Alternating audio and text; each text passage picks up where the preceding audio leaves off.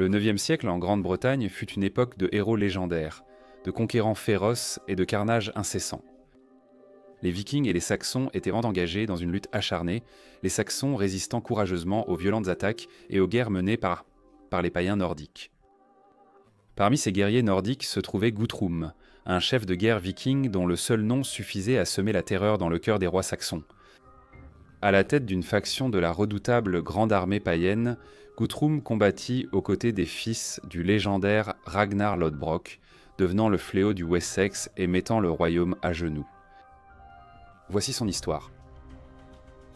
On sait peu de choses sur les premières années de Guthrum, mais les historiens estiment qu'il est né vers l'an 835.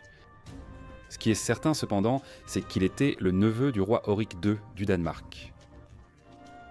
Guthrum, bien qu'il ait autrefois été prétendant à une part du trône danois, verrait ses ambitions anéanties, le laissant exilé et déshonoré. Incapable de revendiquer la couronne, il fut chassé du Danemark et se tourna vers la piraterie, pillant et ravageant pour gagner sa vie. Un noble en exil, poussé à la fois par ses échecs et un désir amer de vengeance, Guthrum finirait par rassembler une flotte de navires. Avec une détermination farouche, il lança une attaque contre son oncle, le roi Horik. La bataille qui s'ensuivit fut brutale et Guthrum en sortit victorieux, tuant son oncle et tous ses principaux hommes. Selon Saxo Grammaticus, le célèbre auteur des Hautes Fées des Danois.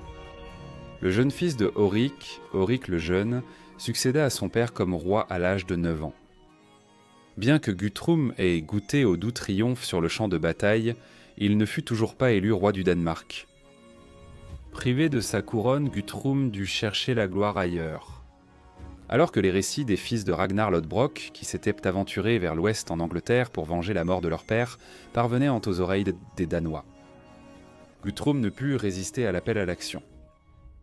Les chansons parlaient de villages incendiés, de terres ravagées et de rois sacrifiés aux dieux. Assoiffé de gloire, Guthrum abandonna sa prétention au trône danois et mit les voiles avec ses dracars à tête de dragon en direction des côtes anglaises.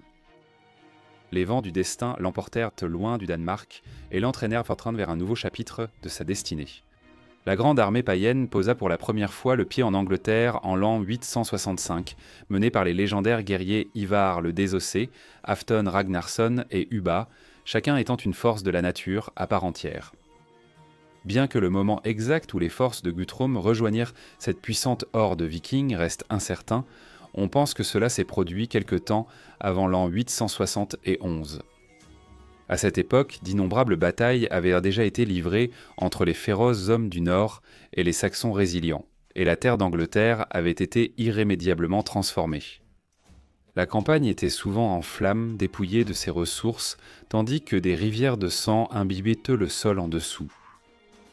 La Northumbrie, l'Empétran, la Mercie et l'Est-Anglie étaient toutes tombées aux mains des Jamaches des Vikings, et désormais leurs regards se tournaient vers le sud.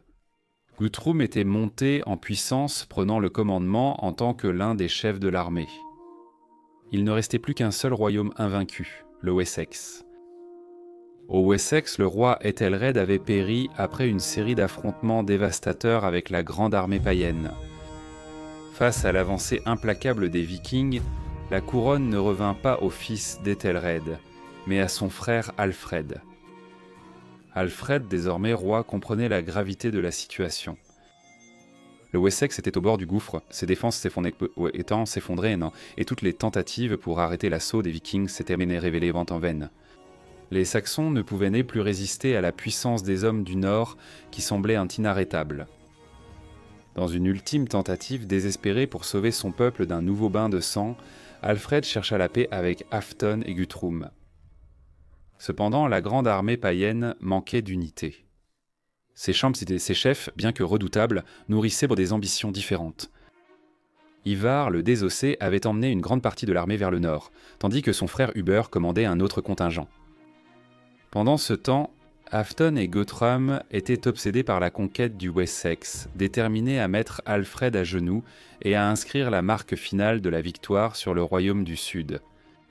Alfred, toujours vigilant, était constamment sur le qui-vive, craignant des raids ou des attaques vikings. Il posta ses guerriers saxons le long de la Tamise, déterminés à bloquer toute avancée viking vers le Wessex.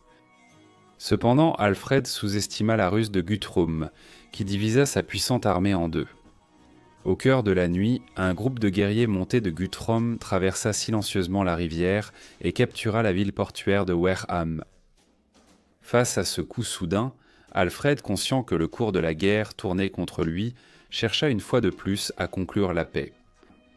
Guthrum accepta et les deux camps échangèrent des otages dans le cadre d'une trêve temporaire. Pourtant, Guthrum n'avait aucune intention d'honorer ce pacte. Il fit tuer tous les otages et envoya ses troupes s'emparer de la forteresse d'Exeter. Avec la chute d'Exeter, les forces de Guthrum ravagèrent une grande partie du Wessex, sans qu'il ne reste de défenseurs pour protéger la Tamise. Guthrum navigua alors librement jusqu'au cœur du Wessex, frappant à sa guise. Alfred, sans flotte pour le défier, était impuissant à intervenir. Impuissant, il regardait son royaume se faire déchirer. À l'hiver de l'an 877, Guthrum lança une attaque à grande échelle contre la forteresse du roi Alfred à Chippenham. Le choix du moment par Guthrum montrait sa stratégie brillante. Il attendit Noël pour attaquer, sachant que les Saxons seraient morts distraits par leur célébration, inconscients du danger imminent. Ses troupes sont pris d'assaut Chippenham, abattant tous ceux qui se trouvaient sur leur passage. Les gardes du corps personnel d'Alfred furent massacrés et le roi lui-même échappa de justesse à la mort. Avec le pouvoir d'Alfred désormais brisé, Guthrum se retrouvait maître du royaume de Wessex. Non seulement Guthrum avait conquis le dernier royaume saxon d'Angleterre, mais son armée s'agrandit également avec l'arrivée d'Abba Ragnarsson, qui apporta des renforts issus des forces dispersées de la grande armée païenne. Alfred, désormais roi de rien, avait été surpassé et déjoué à chaque étape. Vaincu, il se retira en exil dans les marais du Somerset, ses espoirs de reprendre le trône n'étant guère plus qu'un rêve lointain et insensé. Alfred avait tout perdu, pourtant c'était un homme à l'esprit indomptable et à la détermination inébranlable. Bien qu'abattu, il refusa de céder au désespoir. Depuis son exil dans les marais, il élabora un plan audacieux pour reconquérir son royaume. Alfred mènerait une campagne acharnée de guérilla, frappant les Vikings lors d'escarmouches rapides et décisives qui finiront par les épuiser. Sa détermination inébranlable, ainsi que sa volonté de mourir pour sa cause, ont ravivé une lueur d'espoir parmi les anglo-saxons, qui ne l'avaient pas abandonné. Des murmures sur son courage et sa résilience se répandirent, inspirant ceux qui étaient encore fidèles à la cause saxonne. La fortune semblait également sourire à Alfred, car le légendaire guerrier viking Arbor Ragnarsson fut tué au combat avec une grande partie de son armée lorsqu'il affronta l'Elderman Oder du Devon lors de la bataille de Cairnwhite. De plus, Halfdan Ragnarsson avait également été tué en Irlande, alors qu'il tentait de reprendre le royaume de Dublin d'Ivar le Désossé. Ainsi, avec tous les Ragnarsson restants en Grande-Bretagne morts, Alfred avait une chance de frapper. À Pâques de l'an 878, Alfred avait quitté son refuge dans les marais et rassemblait les Saxons restants sous sa bannière. Il savait que pour vaincre la grande armée païenne, il lui faudrait une victoire décisive. Il envoya des cavaliers à travers le pays pour convoquer tous les Saxons de l'Ouest à se rassembler à la pierre d'Egbert, le monument légendaire de son grand-père, symbole de la gloire passée. C'était un rappel pour tous les Saxons de l'époque où Egbert avait été Bretwalder, le souverain suprême de la plupart des royaumes saxons. Des guerriers venus de tout le pays répondirent à l'appel d'Alfred, et lorsqu'il estima que son armée était prête, ils commencèrent leur marche vers Eddington, où aurait lieu l'affrontement final. En l'an 878, les forces saxonnes d'Alfred affrontèrent enfin la horde viking de Guthrum. Les guerriers saxons combattant à pied affrontèrent bravement les hommes du Nord qui avaient déformé une redoutable muraille de boucliers impénétrables. Guthrum et son armée combattaient donc pour la destruction totale du Wessex, tandis que les forces d'Alfred luttaient avec une détermination sans faille pour défendre leurs terres, leur vie et l'avenir de leurs femmes et de leurs enfants. La bataille fut un torrent de sang, une tempête de violence implacable qui fit rage jusqu'à ce que, comme le raconte le chroniqueur Acer, Alfred renversa les païens dans un grand massacre et, frappant les fuyards, les poursuivit jusqu'à la forteresse. Lorsque la poussière retomba, la victoire revint aux Saxons.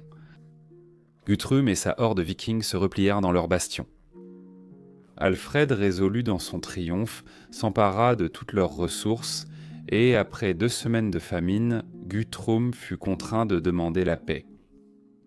Il prêta un serment solennel à Alfred, promettant de quitter le Wessex et d'abandonner sa campagne de conquête. Guthrum accepta la paix avec Alfred, officialisée par le traité de Wenmore, qui exigeait que Guthrum se fasse baptiser afin de légitimer son autorité sur ses nouveaux vassaux chrétiens. Fidèle à l'accord, Guthrum fut baptisé, adoptant le nom chrétien Æthelstan, avec Alfred lui-même comme parrain de Guthrum. Pendant les 12 jours suivants, Guthrum et ses chefs restèrent avec Alfred, où ils furent honorés par de somptueux festins et des cadeaux. Une fois la paix scellée, Guthrum retourna en Est-Anglie, n'étant plus une menace pour Alfred. Il régna paisiblement comme roi chrétien de l'Est-Anglie pendant plus d'1 décennie, avec des pièces frappées portant son nom de baptême Atshe en A pour Æthelstan. Ensemble, Guthrum et Alfred allaient contribuer à établir le Danelaw, une région où les Vikings pouvaient s'installer et gouverner selon leurs propres lois. Guthrum mourut en l'an 890, à environ 55 ans. Autrefois un farouche rival d'Alfred le Grand, il avait failli conquérir tout le Wessex. Pourtant, grâce à un mélange de chance et de destin, Alfred réussit à reprendre ses terres contre toute attente. À la fin, cependant, les 2 anciens ennemis trouvèrent un terrain d'entente dans le Christ. Leur rivalité fit place à un lien spirituel consolidé par le baptême de Guthrum. Ce moment marqua la fin d'une ère pour la grande armée païenne.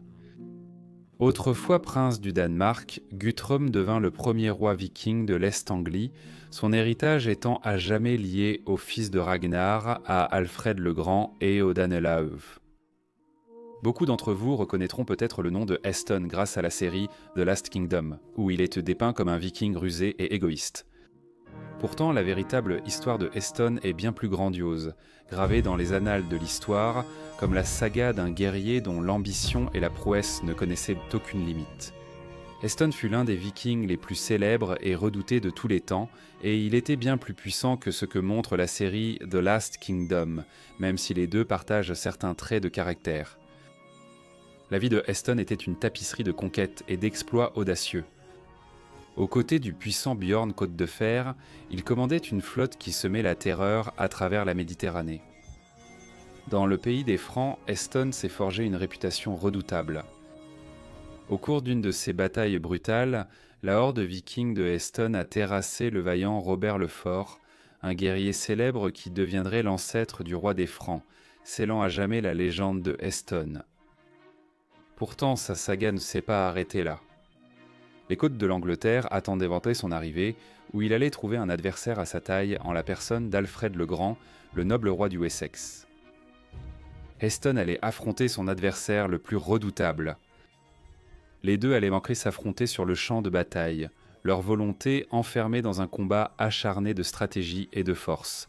Avec le temps, ils allaient parlementer, chacun essayant de surpasser l'autre, mais au final, c'est la traîtrise de Haston qui allait l'emporter, lorsqu'il rompit sa parole envers Alfred, sachant que cela mènerait à la guerre.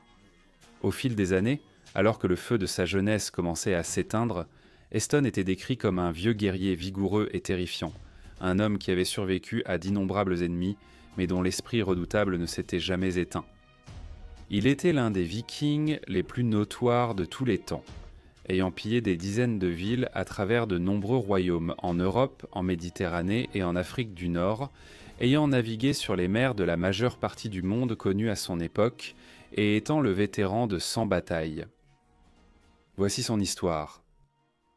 La jeunesse de Haston reste entourée de mystères, avec peu de documents pour éclairer ses origines. La chronique anglo-saxonne l'identifie simplement comme un Danois, n'offrant guère plus qu'une brève mention de son héritage. Cependant, un récit plus énigmatique est présenté par le chroniqueur du XIe siècle Raoul Glaber, qui suggère que Eston pourrait être né dans les terres de Pas de Troie, dans ce qui est aujourd'hui la France moderne. Cette affirmation, bien que fascinante, contraste avec d'autres sources qui l'identifient clairement comme un Scandinave. L'historien Michel Dillange propose une possible réconciliation de ces récits contradictoires. Aux alentours de l'an 800, l'empereur Charlemagne, dans ses efforts pour réprimer la rébellion en Saxe, relocalisa de nombreux Saxons et Danois vers des terres chrétiennes. Il est concevable que Eston soit né au début du IXe siècle dans l'une de ces familles déplacées. Élevé dans une terre étrangère, il se peut qu'il ait découvert plus tard ses racines scandinaves, peut-être à travers des récits familiaux ou des découvertes ancestrales, ce qui aurait motivé son retour éventuel vers le nord. Là-bas, il allait gagner en importance, devenant finalement capitaine de navire et chef de guerriers vikings. Une autre théorie suggère que Estan pourrait avoir été un fils du légendaire Ragnar Lodbrok, ce qui ferait de lui un frère du redoutable Bjorn Côte de Fer. Pourtant, cela reste peu probable, une affirmation peut être avancée par Estan, lui-même pour gagner du prestige dans le monde viking. Autrement, ses véritables parents ont peut-être simplement été perdus dans les ravages du temps, à jamais obscurcis dans la brume de l'histoire. Ainsi, les origines de Estan restent un mystère, avec des théories concurrentes offrant des aperçus du passé, mais aucune ne fournissant de réponse définitive. Qu'il soit né parmi les Saxons, les Danois ou la lignée de Ragnar, on suppose que Estan serait né vers l'an 810 et on lui attribue la participation à divers raids contre l'Empire franc. Cependant, son ascension vers la célébrité dans le monde viking commença en l'an 859, lorsque Estan mena conjointement une expédition avec Bjorn Côte de Fer. De nombreuses sources franques, normandes, arabes, scandinaves et irlandaises mentionnent un grand raid viking en Méditerranée entre les années 859 et 861, mené conjointement par Estan et Bjorn Côte de Fer.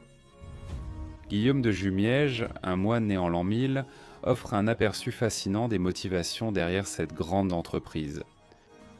Selon Guillaume, Estan conçut une idée audacieuse, placer Bjorn Côte de Fer sur le trône de l'Empire romain afin qu'il devienne le souverain des terres de la Méditerranée. Ensemble, ils élaborèrent un plan pour piller les côtes du monde antique, apportant à leur horde viking à la fois richesse et gloire. C'était un plan qui s'avérerait aussi audacieux que dangereux, et qui tracerait la voie d'une campagne légendaire. Les Vikings prirent en main la mer depuis la Loire, le plus long fleuve de France, à bord d'une flotte redoutable de 62 navires, chacun rapide et mortel. Les dracars à tête de dragon étaient vantés conçus à la fois pour la vitesse et la maniabilité, et étaient un idéal pour les raids sur des rivages lointains, permettant aux Vikings de frapper rapidement. Leur première cible fut la péninsule ibérique, où les Vikings profitèrent de la relative faiblesse des royaumes chrétiens et des conflits persistants entre les souverains locaux et les Sarrasins musulmans. En l'an 859, le royaume des Asturies, situé dans ce qui est aujourd'hui le nord de l'Espagne, était gouverné par le roi Ordonio Ier, un monarque engagé dans une guerre sans relâche contre les Sarrasins. Ces envahisseurs musulmans avaient déferlé sur la péninsule ibérique depuis l'an 711, laissant la destruction derrière eux alors qu'ils établissaient un puissant État islamique qui s'étendait sur une grande partie de l'Espagne. Lorsque les Vikings ont débarqué sur la côte des Asturies, ils ont rencontré peu de résistance et se sont rapidement mis à piller la région. Cependant, leur succès initial a été rapidement remis en cause. Les forces chrétiennes locales, dirigées par le comte Don Pedro des Asturies, rassemblèrent leurs forces et lancèrent une contre-attaque, battant les Vikings lors d'une escarmouche sanglante. Malgré de lourdes pertes, Estan et Bjorn ne furent pas découragés. Ils tournèrent leur attention vers les Sarrasins eux-mêmes, attaquant leurs bastions et menant une série d'escarmouches et de sièges sanglants. L'un des raids les plus glorieux et audacieux de leur campagne eut lieu dans l'émirat de Cordoue, un puissant État arabo-islamique qui contrôlait une grande partie du sud de l'Espagne. Dans une démonstration remarquable de leur prouesse au combat, Eston et Björn assiégèrent la ville d'Algésiras, un port majeur à la pointe sud de la péninsule ibérique. Pendant 3 jours, ils assiégèrent sur la ville, leurs forces submergeant les défenseurs. Après avoir finalement pris la ville, ils pillèrent les maisons des riches et, dans un acte de défi total, continuant à vénérer les anciens dieux nordiques, les Vikings mirent sur le feu aux mosquées de la ville. Leur raid désormais terminé, ils amassèrent une grande richesse en or, en argent et en esclaves, des biens qu'ils vendraient plus tard ou utiliseraient pour alimenter leur campagne méditerranéenne en cours. Encouragés par leur succès, Eston et Björn tournèrent leur regard vers le sud, s'aventurant à travers le détroit étroit de Gibraltar pour frapper au cœur de l'Afrique du Nord.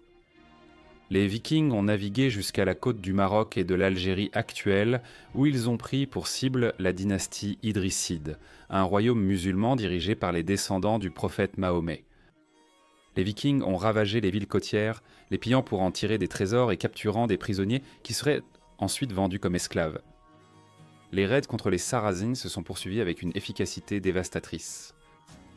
La flotte de Eston et Björn a semé la terreur dans le cœur des dirigeants musulmans, pillant les villes le long de la côte de ce qui est aujourd'hui la Tunisie et l'Algérie.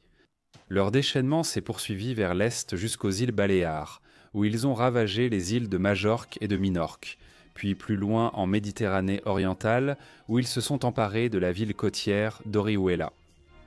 La campagne les a également menés jusqu'à la ville de Nécole, où ils ont établi une base temporaire et occupé la ville pendant 8 jours.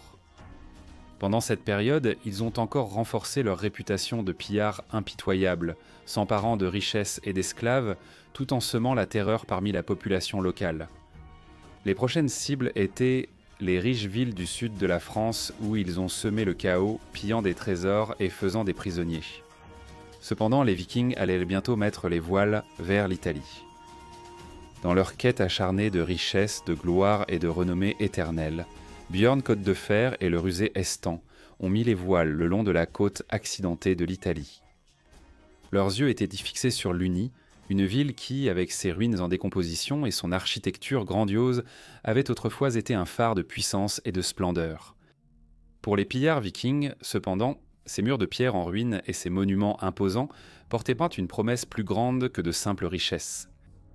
Ils croyèrent avoir trouvé la ville légendaire de Rome elle-même, le cœur du monde antique. La ville, autrefois un centre d'extraction de marbre à son apogée, avait depuis longtemps perdu son importance. Aujourd'hui, c'est un village tranquille de pierre et de poussière, avec seulement de faibles échos de sa grandeur passée. Eston, toujours le stratège, savait que la force brute ne suffirait pas à remporter la victoire. Il pouvait voir les murs imposants de la ville et comprenait qu'une attaque frontale serait vaine. À la place, il élabora un plan si sournois et rusé qu'il entrerait dans les annales de la légende viking. Il savait que le zèle religieux de la ville serait leur faiblesse. Sous le prétexte d'un homme mourant cherchant la rédemption, Eston ordonna à ses hommes de le porter jusqu'aux portes de la ville sur une civière, son corps feignant d'être à l'agonie. Les gardes leur accordèrent l'entrée, et la nouvelle se répandit rapidement que le chef de guerre viking souhaitait embrasser le christianisme avant son dernier souffle. Émus par la croyance en la rédemption, les habitants le conduisirent à l'église. Une fois à l'intérieur, Eston fut présenté aux rites sacrés de la foi chrétienne, recevant les sacrements sous les yeux du clergé de la ville, mais il ne s'agissait pas d'un homme humble cherchant le salut. Dans un moment de moquerie divine, Eston sauta de sa civière, rassembla ses hommes et, en un clin d'œil, ils se jetèrent sur Luné comme des loups sur un troupeau de moutons. La ville fut mise à sac dans une frénésie de violence, des richesses furent à envoler, des maisons incendiées, et l'église autrefois fière fut profanée. Un autre récit affirme que la ruse de Eston était encore plus élaborée, prétendant qu'il embrasserait le christianisme sur son lit de mort, pour ensuite feindre la mort le lendemain. Les habitants, trompés par sa supercherie, laissèrent Eston et 50 de ses hommes, drapés de robes, entrer dans l'église pour ses prétendues funérailles. Mais alors que les rites funéraires commençaient, Eston jaillit de son cercueil, son épée brillant dans les airs, et d'un seul coup rapide, il décapita le prêtre, semant la terreur dans toute la ville. Dans un moment brutal de triomphe, les pillards vikings déchaînèrent leur fureur sur Luni, saccageant la ville et ses trésors. Pourtant, l'histoire de ce raid prend un tournant inattendu. Alors que Eston se tenait au milieu du chaos, revendiquant la victoire sur la puissante Rome, les habitants de la ville le corrigèrent. La ville qu'il avait conquise n'était pas Rome, c'était Luni, une ombre de l'Empire qu'il cherchait à revendiquer. Furieux de cette humiliation, la colère de Eston éclata. Il ordonna le massacre de tous les habitants masculins et la capture de nombreuses femmes et enfants qui deviendraient ses esclaves. Sa victoire, autrefois glorieuse, devint un récit de vengeance brutale. Les Vikings navigueraient ensuite le long de la côte italienne. Ils ont jeté leurs dévolus sur la ville de Pise, où leurs dracars ont semé le chaos sur les murs de la ville, et ils commencèrent à la piller. Cependant, alors que la flotte faisait route vers la Loire, le destin leur réserva un coup cruel. Une violente tempête s'abattit sur la flotte viking, et ils furent forcés d'abandonner près de 40 de leurs navires à la merci de la mer. 2 autres navires furent perdus dans le détroit de Gibraltar. Malgré cela, Estan continua sa route, sa flotte était endommagée mais restait redoutable, et il allait porter son attention sur la ville de Pampelune. Là, les Vikings frappèrent de nouveau, pillant la ville avec une précision terrifiante. Estan alla même jusqu'à capturer leur roi, Garcia Iniguez Pampelona, le retenant prisonnier contre une lourde rançon. Le prix pour la libération du roi fut de 70 000 dinars d'or, une pièce d'une immense valeur dans le monde islamique médiéval. Leurs coffres débordant d'or, d'esclaves et de butins de guerre, Eston et ses guerriers prirent le chemin du retour. Les richesses qu'ils accumulèrent et leurs exploits dans des terres étrangères et lointaines allaient devenir légendaires. Mais ce n'était pas la fin pour Estan.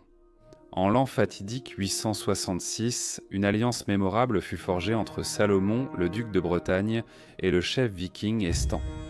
Leurs forces réunies se lancèrent dans une expédition ambitieuse. Alors que la horde viking déferlait sur la côte ouest, elle s'abattit sur la ville du Mans, située dans le nord-ouest de la France. Le Mans, autrefois une ville prospère, fut mise à sac, sa richesse et sa splendeur tombant sous la volonté de Estan, un homme qui avait pillé d'innombrables cités. Cependant, la dévastation du Mans ne passa pas inaperçue. Robert le Fort, un vaillant commandant des forces franques qui avait longtemps défendu les régions du nord de la Francie, releva le défi. Avec une armée rassemblée des terres environnantes, Robert chercha à repousser le fléau viking qui menaçait d'encercler son royaume. Il mena ses troupes avec une détermination inébranlable, résolu à chasser les pillards des riches terres de la Francie occidentale. Cela aboutirait à la bataille de Brissa.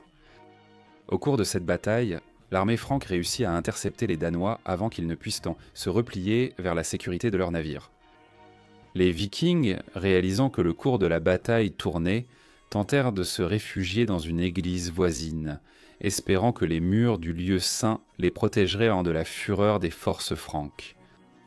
Mais Robert le Fort, toujours résolu, était déterminé à mettre fin une bonne fois pour toutes à la menace viking. Il ordonna le siège de l'église, encerclant le bâtiment et coupant tout échappatoire aux envahisseurs. Pris au piège dans l'église, le chef viking se retrouva dans une position périlleuse, sans aucune issue évidente. Pourtant, dans le chaos du siège, l'ingéniosité de Eston se manifesta, tandis que Robert retirait son armure pour mieux superviser le siège. Les Vikings, dans un mouvement soudain et tout inattendu, lancèrent une contre-attaque féroce. Les Francs furent pris au dépourvu, et dans la mêlée qui s'ensuivit, Robert le Fort fut abattu dans la chaleur de la bataille, sa vie éteinte. La perte de leur chef plongea les forces franques dans la confusion. Avec leur commandant mort et leur morale brisée, les Francs n'eurent d'autre choix que de battre en retraite, laissant une fois de plus la victoire aux Vikings. Encouragés par ce succès, Eston et ses guerriers continuèrent à ravager plusieurs régions de la Francie pendant de nombreuses années. Pourtant, malgré la vague continue de conquêtes vikings, une paix fragile s'installa sur la région. Le cycle incessant de massacres et de pillages ralentit, et pendant un court moment, les forces vikings se retirèrent. Mais comme toujours, la paix s'avéra éphémère. Le roi franc Charles le Chauve, craignant de perdre davantage de territoire, mobilisa ses forces. Haston, toujours le commandant viking chevronné, prit une décision fatidique. Les marées changeantes du pouvoir en Francie, et sachant que sa terre n'était plus sûre, il tourna son regard vers l'autre côté de la mer, vers la terre d'Angleterre. C'est là, au milieu du tumulte et des conflits d'un royaume fracturé, que Haston et ses guerriers virent la promesse de richesse et de butin au-delà de toute imagination. La loi d'Angleterre, avec ses immenses richesses et ses côtes sans défense, devint un nouveau phare pour les ambitions de Haston. En l'an 892, Haston entreprit une campagne ambitieuse pour envahir l'Angleterre, traversant la Manche depuis Boulogne avec l'une des deux grandes flottes vikings. À la tête de la plus petite des deux flottes, ses forces, comptant 80 tortis-navires, débarquèrent sur les côtes du Kent et occupèrent le village royal de Milton Regis près de Sittingbourne. Ses alliés, avec une flotte bien plus grande de 250 navires, débarquèrent à Appledore. Pourtant, l'Angleterre, autrefois une terre divisée, avait été unifiée sous la direction d'Alfred le Grand. À cette époque, le Wessex était devenu le royaume dominant des îles britanniques, et Alfred, ayant réussi à unir les royaumes de Northumbrie et d'Est-Anglie sous sa suzeraineté, se tenait résolu à défendre son royaume. Alors que les armées vikings s'approchaient des côtes du sud, Alfred rassembla rapidement ses forces. Il positionna son armée stratégiquement entre la petite troupe de Haston et la plus grande force viking, empêchant ainsi efficacement leur jonction. En réponse, Haston, toujours pragmatique, chercha à éviter un conflit total et accepta donc de parvenir à un accord avec Alfred. L'une de ces conditions était le baptême de ses deux fils, un acte symbolique de paix. Avec ces termes en place, Haston se retira du Kent, déplaçant ses forces vers l'Essex. Mais la paix ne dura pas. La plus grande armée viking, après avoir pillé le Hampshire et le Berkshire, chercha à rejoindre Haston. Cependant, leurs efforts furent contrecarrés, car ils furent décisivement vaincus à la bataille de Farnham par une armée dirigée par Édouard, le fils d'Alfred. Les survivants, meurtris mais pas brisés, finirent par rejoindre l'île de Mersey dans l'Essex, où ils retrouvèrent les forces de Haston. Une armée combinée de soldats du Wessex et de la Mersey lança bientôt un siège contre la forteresse que Haston avait établie à Benfleet dans l'Essex. La forteresse viking, construite grâce à la richesse considérable et à la ruse de Haston, était considérée comme imprenable. Ses murs solides et ses défenses bien fortifiées résistèrent aux efforts acharnés des forces alliées. Les Vikings, à l'abri derrière les murs de la forteresse, poursuivaient leur raid en Mersey depuis cette base. Pourtant, malgré la solidité de sa forteresse, la mainmise de Haston sur l'Essex n'était pas totalement assurée. Pendant que ses principales forces étaient départies en raid, ceux restés dans la forteresse furent submergés par les milices de l'est du Wessex, renforcées par les troupes d'Alfred. La forteresse entière fut finalement perdue, ainsi que les familles des pillards vikings, y compris la propre femme et les enfants de Haston, qui furent capturés avec leurs navires. Ce fut un coup dévastateur pour le chef viking. Mais Haston n'était pas du genre à se rendre facilement. Il s'est rapidement réorganisé, déplaçant ses forces vers l'est de l'Essex, où il a commencé à construire une nouvelle forteresse. Il a également appelé des renforts des royaumes danois d'Est-Anglie et de York, renforçant ses rangs en prévision de nouveaux affrontements. La situation est devenue encore plus tendue alors que les Vikings cherchèrent à reprendre le terrain perdu et à se venger de la défaite qu'ils avaient subie. Au milieu de cette lutte, Haston a cherché à négocier une fois de plus avec Alfred. Selon la chronique anglo-saxonne, Haston et Alfred ont entamé des pourparlers dans le but d'obtenir la libération de sa famille. L'issue des pourparlers s'est avérée être un tournant majeur. Les deux fils de Haston, qui avaient été baptisés plus tôt cette année-là, lui furent rendus en signe de bonne volonté. Les baptêmes avaient été une partie cruciale d'une négociation antérieure, le roi Alfred et Ethelred, le seigneur des Merciens, agissant comme parrain des garçons. Cependant, bien que les fils de Eston soient désormais chrétiens, cela ne l'empêcherait pas de chercher à obtenir plus de terres et plus de richesses. Ainsi, la scène était prête pour la poursuite de la lutte entre les forces du Wessex et les envahisseurs vikings. La quête de richesse, de pouvoir et de gloire de Eston en Angleterre allait se poursuivre. Les négociations entre Eston et Alfred le Grand n'apportèrent finalement que peu de choses au royaume du Wessex et de la Mercie, car Eston ne tiendrait pas parole. Peu de temps après l'accord de paix, Eston, toujours implacable dans sa quête de richesse, lança un second raid dévastateur à travers l'Angleterre. Ses forces ravagèrent d'abord la vallée de la Tamise, puis balayèrent vers l'ouest le long de la rivière Severn. L'assaut viking fut rapidement contré car Ethelred, seigneur des Merciens, rassembla une armée combinée du Wessex et même des guerriers des royaumes gallois. Cette force redoutable poursuivit les Danois et les piégea dans un endroit appelé Buttington. Cela conduirait à la bataille de Buttington. La chronique anglo-saxonne raconte le désespoir des défenseurs vikings, déclarant « Après de nombreuses bonnes semaines, certains païens moururent de faim, mais d'autres, ayant alors mangé leurs chevaux, sortirent ensemble de la forteresse et engagèrent le combat avec ceux qui se trouvaient sur la rive est de la rivière. » Dans le chaos qui s'ensuivit, les Vikings combattirent vaillamment, mais les forces chrétiennes du Wessex et galloises sortirent des deux victorieuses. Des milliers de guerriers vikings tombèrent au combat, et beaucoup d'autres prirent la fuite. Cependant, Eston ne figurait pas parmi les défunts. Après le massacre, il réussit à échapper à la tuerie et à se replier vers l'est. Là, il trouva refuge dans la forteresse romaine en ruine de Chester, située en East Anglia. En l'an 893, il était déterminé à reconstruire les fortifications et à utiliser ce site comme base pour de nouvelles incursions dans le nord de la Mercie. Pourtant, les Merciens, encore sous le choc de la menace viking, étaient résolus dans leur défense. Ils assiégèrent la forteresse, coupant les approvisionnements de Eston et détruisirent alors les récoltes et le bétail de la région, espérant affamer les Vikings jusqu'à leur reddition. Incapables de maintenir leur position, les troupes de Eston abandonnèrent Chester et traversèrent vers le nord du pays de Galles. Cependant, leur situation devint de plus en plus critique lorsqu'ils se retrouvèrent privés de leur bétail et de leurs grains pillés. Faisant demi-tour vers la Northumbrie, ils cherchèrent à échapper à leurs poursuivants. Après plusieurs jours à échapper aux forces anglaises, ils arrivèrent finalement à Mersey, une île au large de la côte est de l'Essex où ils établirent une nouvelle base. Au cours des mois suivants, les pillards vikings poursuivirent leur campagne, pillant et saccageant les comtés du sud. Leurs incursions violentes les menèrent finalement à un affrontement avec le peuple de Chichester, qui organisa une défense contre les maraudeurs, les mettant en fuite et en tuant un grand nombre.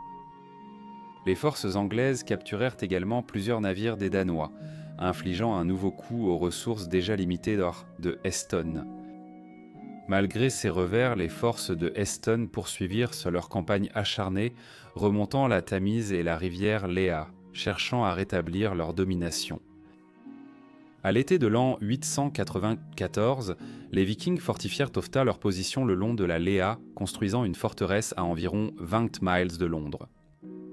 La nouvelle de leur nouvelle forteresse se répandit rapidement, et bientôt une grande force de citadins et de soldats se rassembla pour affronter les envahisseurs. Pourtant, une fois de plus, les Vikings prouvèrent leur valeur, mettant les forces anglaises en déroute et tuant 4 des tannes du roi au passage. Malgré cette victoire, Eston et ses hommes restaient vulnérables face à la puissance des Anglais.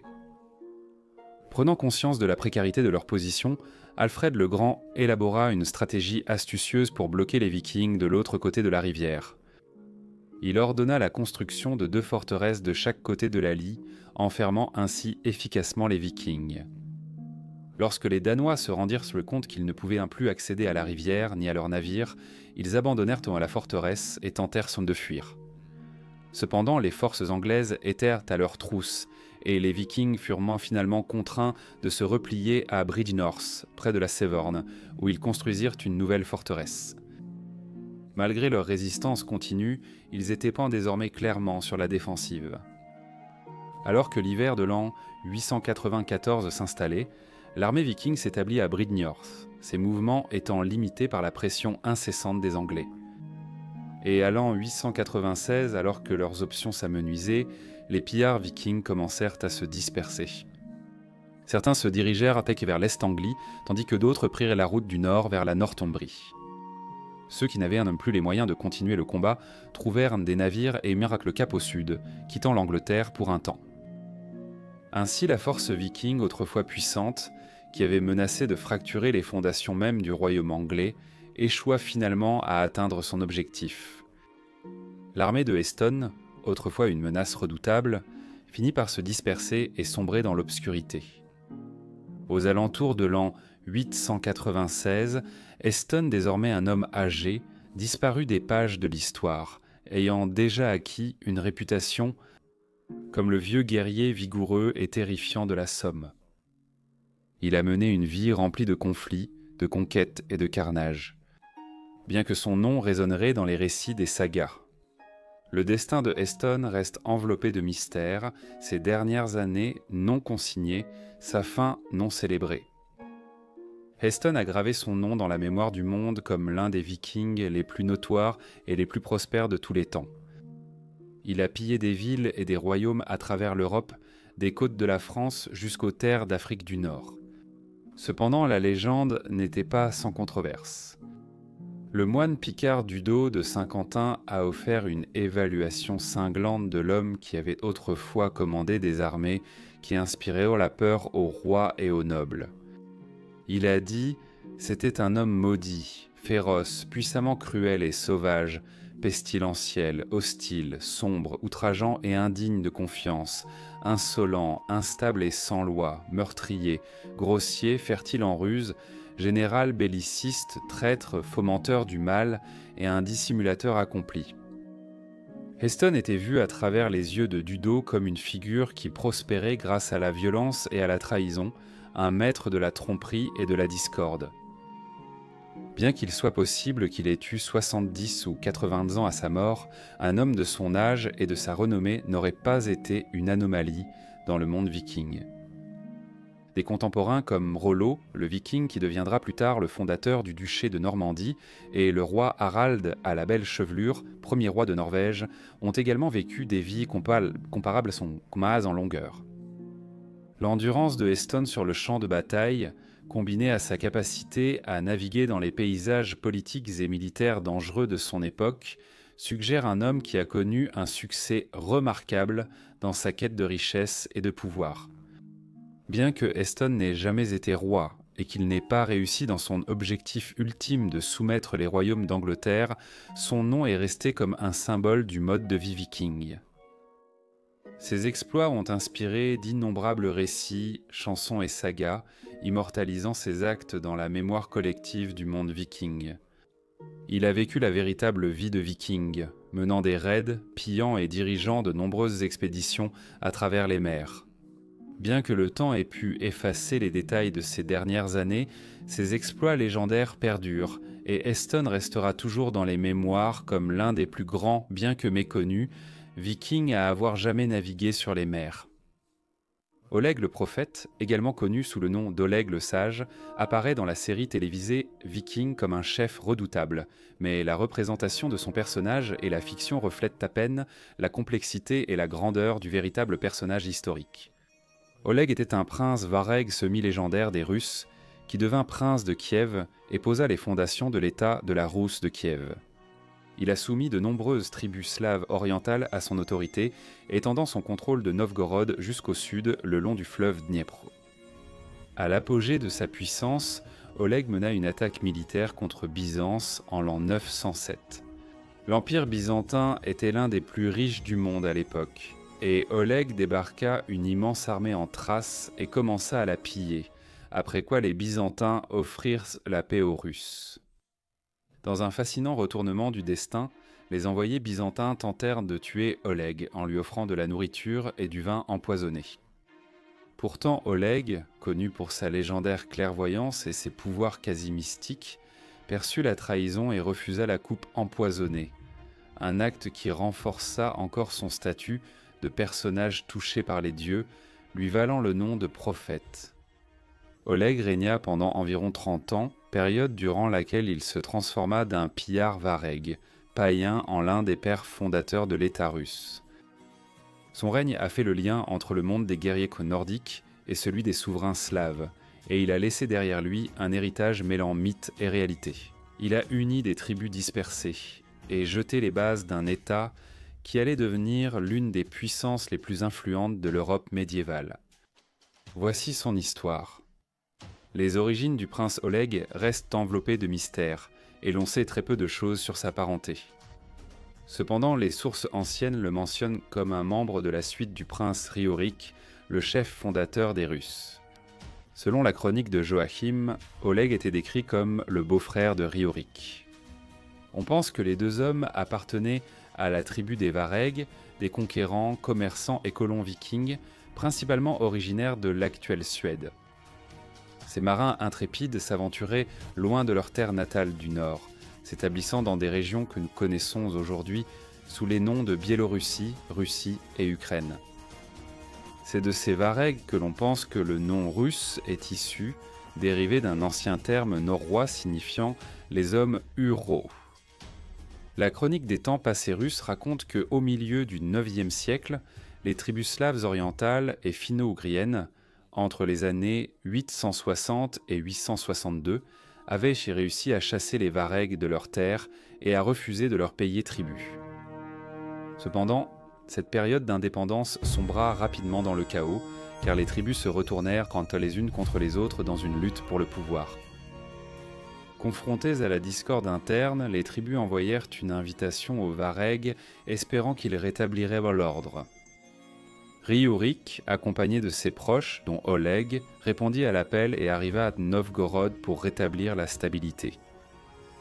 Riorik régna jusqu'à sa mort, vers l'an 879, moment où il légua son royaume à Oleg, lui confiant la garde de son jeune fils, Igor.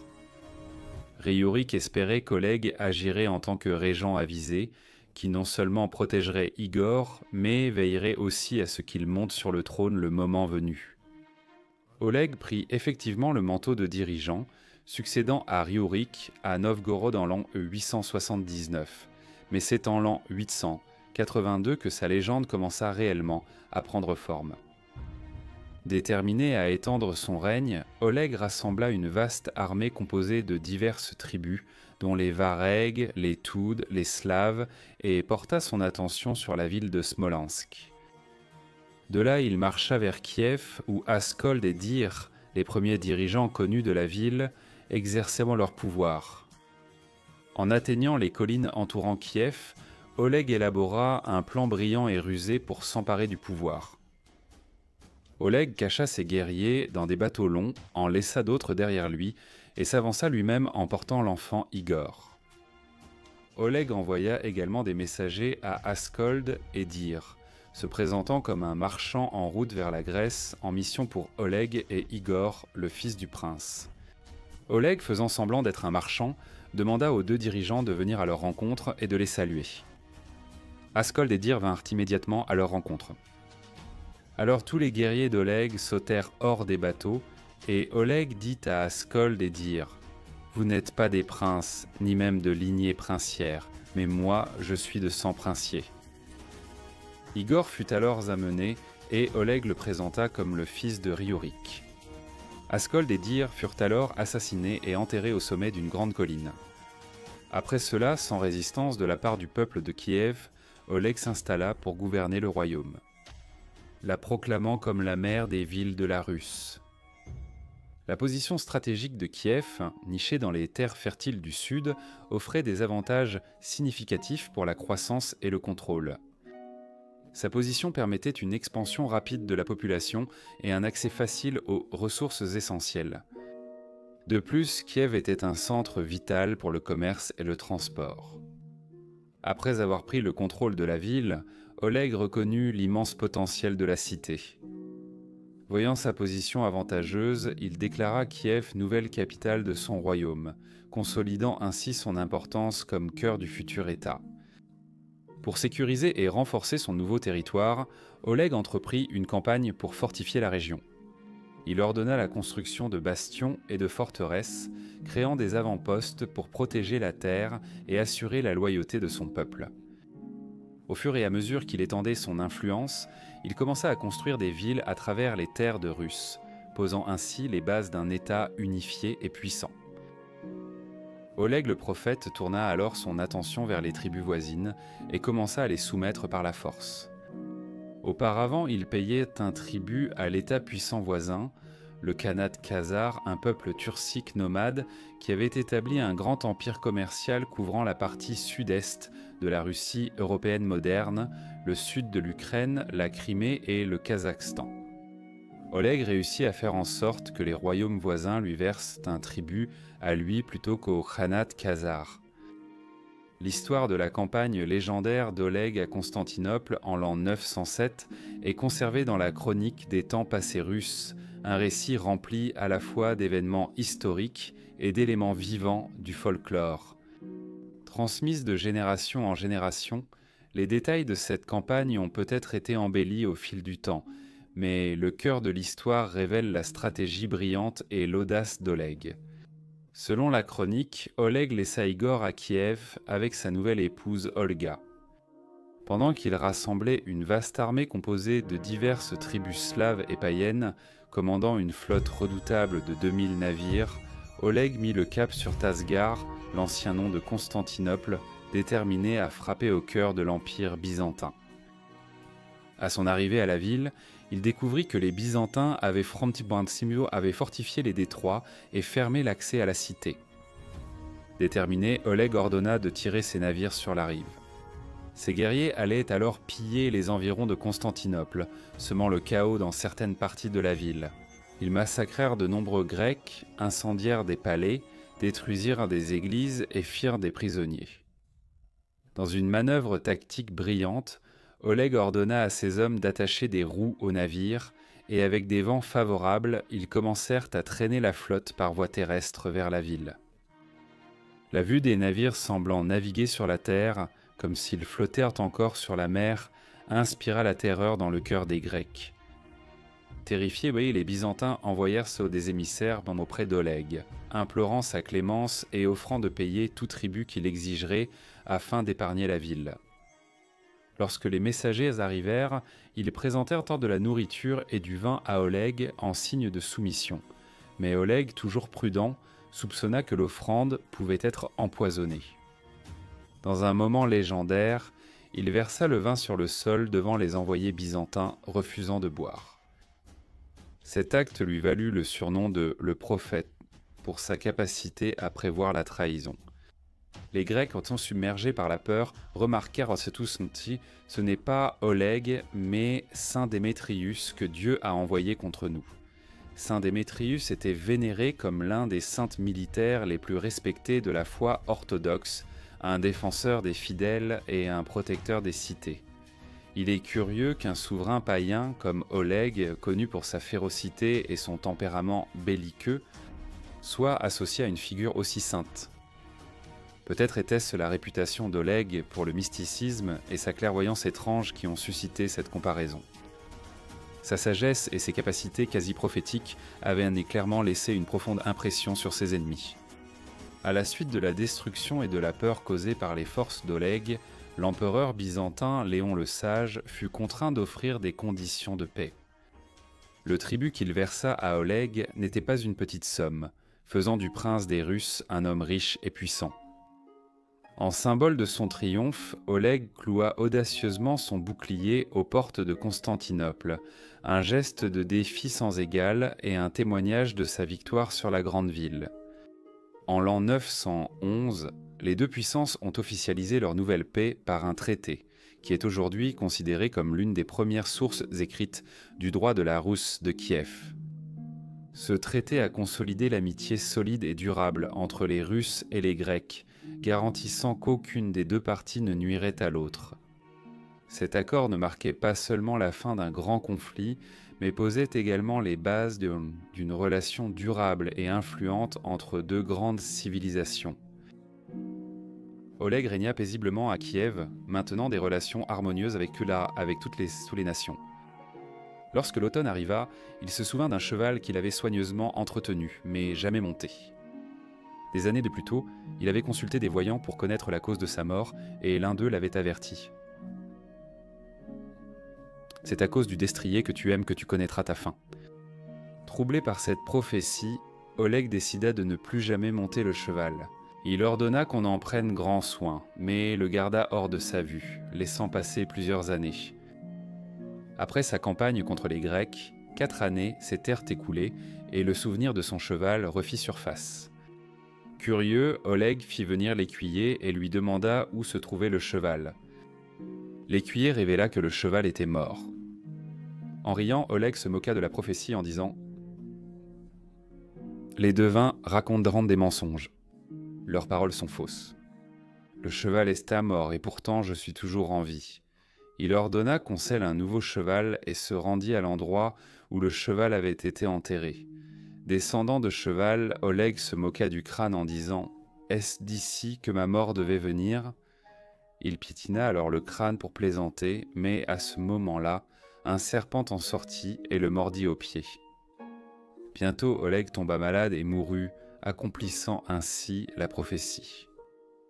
Son peuple le pleura profondément et ils l'enterrèrent sur une colline. Oleg est décédé en l'an 912, laissant derrière lui un héritage qui allait à jamais façonner le cours de l'histoire. Comme il l'avait promis à Riorik sur son lit de mort, Oleg s'assura que le fils de Riorik, Igor, monterait sur le trône de Kiev. Cela marqua l'accomplissement de son vœu, transmettant le flambeau du leadership à la génération suivante. Pendant le règne d'Oleg, il arrangea le mariage du jeune prince Igor avec Olga, une union qui deviendrait centrale dans l'avenir de la Ruse de Kiev. Olga, au moment de son mariage, n'était tant qu'une enfant, peut-être âgée de 10 ou 12 ans, une décision qui reflétait la nature politique des alliances royales. Certaines chroniques suggèrent même qu'Olga pourrait avoir été la propre fille d'Oleg, la liant directement à la lignée du prince prophète.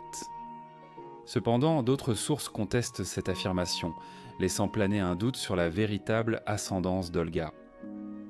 Quelle que soit sa lignée, le rôle d'Oleg dans la formation de la Ruse de Kiev ne peut être nié. En tant que souverain païen doté de pouvoirs mystérieux et de racines vikings. Il était un personnage rusé et calculateur qui a forgé un empire en avance sur son temps.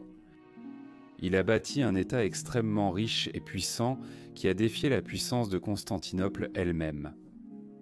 Oleg était un visionnaire, un homme dont l'influence a résonné bien au-delà de son époque, se tenant parmi les plus grandes figures de sa génération.